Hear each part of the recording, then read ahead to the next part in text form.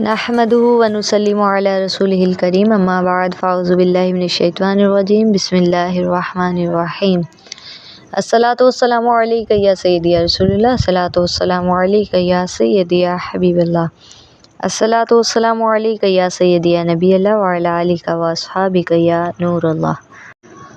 قال اللہ تبارک و تعالی فی القرآن المجید و فی القرآن الحمید یا ایھا الذین آمنوا لا تکونوا کالذین آذوا موسیٰ فبرأہ اللہ مما قالوا وکان عند اللہ وجیہا۔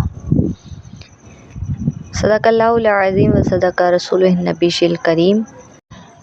سب سے پہلے اپنے تمام دیکھنے والے اور سننے والوں کو پروگرام علم الصیام میں خوش آمدید کہتی ہوں۔ میرا آج کا موضوع ہے دوڑنے والا پتھر، دوڑنے والا پتھر اور میدان طیہ،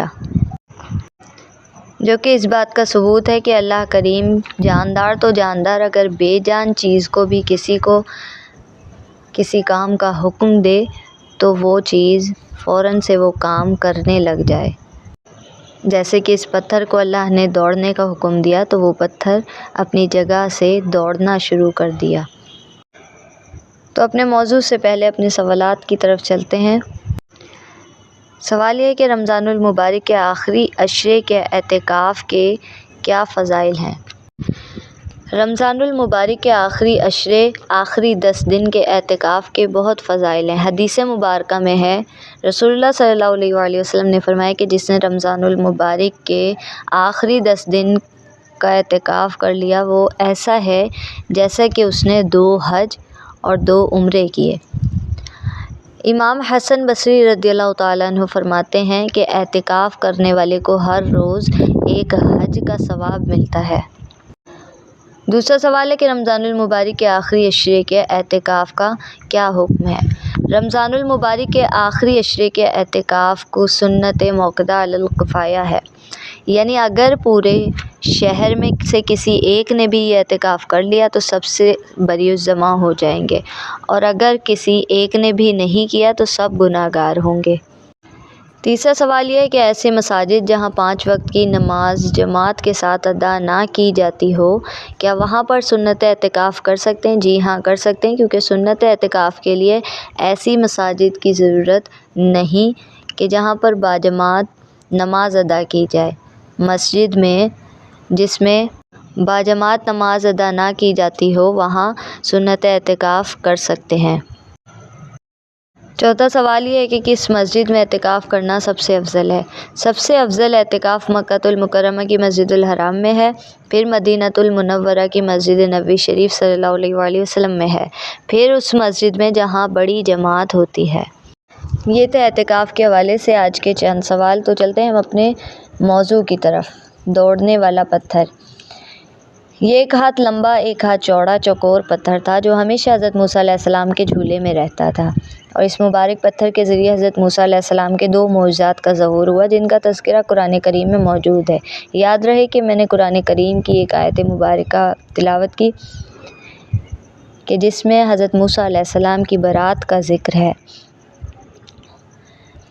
پہلا معجزہ یہ تھا کہ اس پتھر حضرت موسیٰ علیہ السلام کا اس پتھر کا در حقیقت معجزہ یہ تھا، دانشمندانہ لمبی دوڑ، کہ اس معجزے میں اس پتھر کے ملنے کی جو تاریخ ہے۔ بنی اسرائیل کا یہ عام دستور تھا کہ وہ بالکل ننگے بدن ہو کر مجمع عام میں غسل کرتے تھے، مگر حضرت موسیٰ علیہ السلام کو کہ اسی قوم کے ایک فرد تھے اور اسی ماحول میں پلے بڑے تھے، لیکن اللہ تعالیٰ نے ان کو نبوت اور رسالت کی عظمتوں سے سرفراز فرمایا تھا، اسی لیے آپ کی عظمت نبوت بھلا اس حیا سوز بے غیرتی کو کب گوارا کر سکتی تھی؟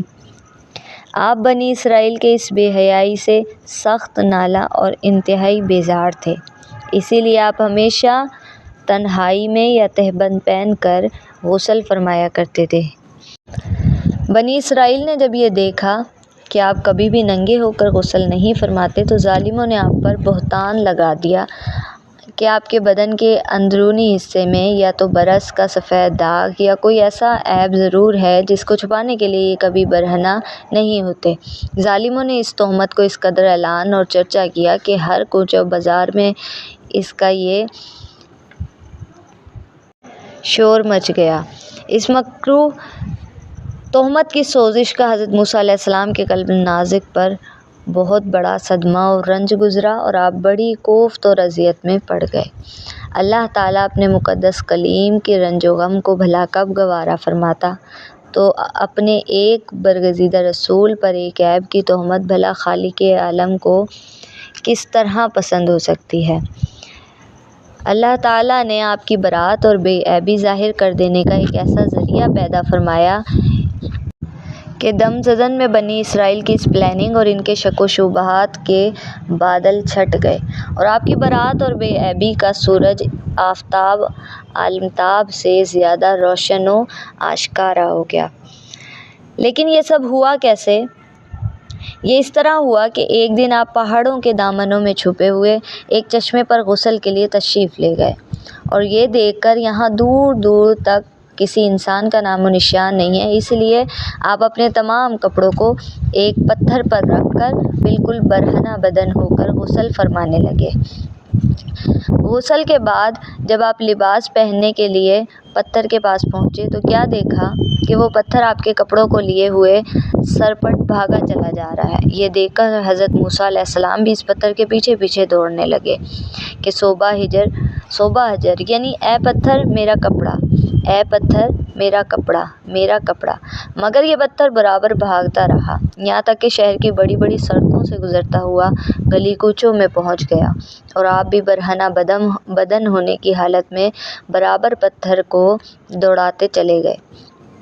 اسی طرح بنی اسرائیل کے چھوٹے بڑے نے اپنی آنکھوں سے دیکھ لیا کہ سر سے لے کر پاؤں تک آپ کے مقدس بدن میں کہیں بھی کوئی عیب نہیں ہے، بلکہ آپ کے جسم اقدس کا ہر حصہ حسن و جمال میں اس قدر نقطہ و کمال کو پہنچا ہوا ہے کہ عام انسانوں میں اس کی مثال تقریباً محال ہے۔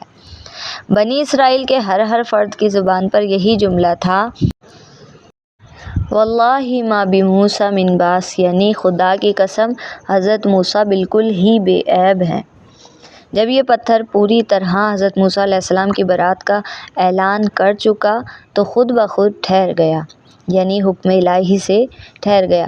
آپ نے جلدی سے اپنا لباس پہن لیا اور اس پتھر کو اٹھا کر اپنے جھولے میں رکھ لیا، جس کے ذکر قرآن کریم میں اللہ کریم فرماتا ہے، یا ایھا الذین آمنوا لا تکونوا کالذین اذی موسیٰ فبرأہ اللہ مما قالوا وکان عند اللہ وجیہا، یعنی اے ایمان والو تم ان لوگوں کی طرح مت ہو جاؤ جنہوں نے تہمت لگا کر حضرت موسیٰ علیہ السلام کو دکھ دیا تھا، تو اللہ تعالیٰ نے حضرت موسیٰ علیہ السلام کو ان لوگوں کے بکواس سے بری فرمایا اور وہ اللہ کے نزدیک بہت آبرو والے ہیں۔ تو معلوم ہوا کہ کس طرح حکم الہی سے پتھر دوڑنے لگا بسبب حضرت موسیٰ علیہ السلام کی ظاہر کرنے کے لیے، آبرو ظاہر کرنے کے لیے، آپ کو بری کرنے کے لیے، آپ کی برات کرنے کے لیے، اور حکم الہی سے وہ پتھر رک گیا۔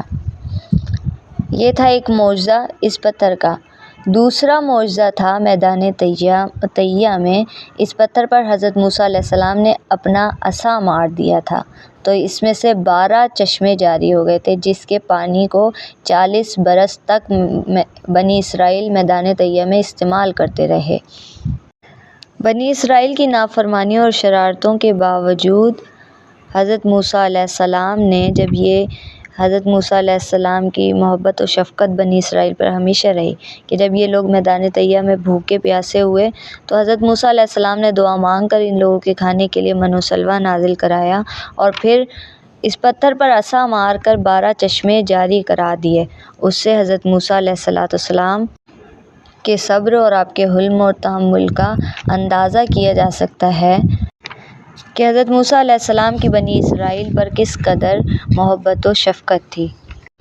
یہ تھا اس پتھر کا دوسرا معجزہ جو حضرت موسیٰ علیہ السلام کے دست اقدس سے رونما ہوا، اور ان دونوں معجزات کا قرآن کریم میں اللہ کریم نے ذکر فرمایا سورۃ الاحزاب میں، جس کی تفصیل یہی تھی۔ اللہ کریم میرا بتانا، آپ کا سننا اپنی بارگاہ میں قبول فرمائے، جو بھی غلطی بے ادبی کوتاہی ان تمام کو معاف فرمائے۔ کل پھر اسی وقت اسی چینل پر ملاقات ہوگی ایک نئے موضوع کے ساتھ، تب تک کے لیے دعاؤں میں یاد رکھیے گا۔ اللہ حافظ۔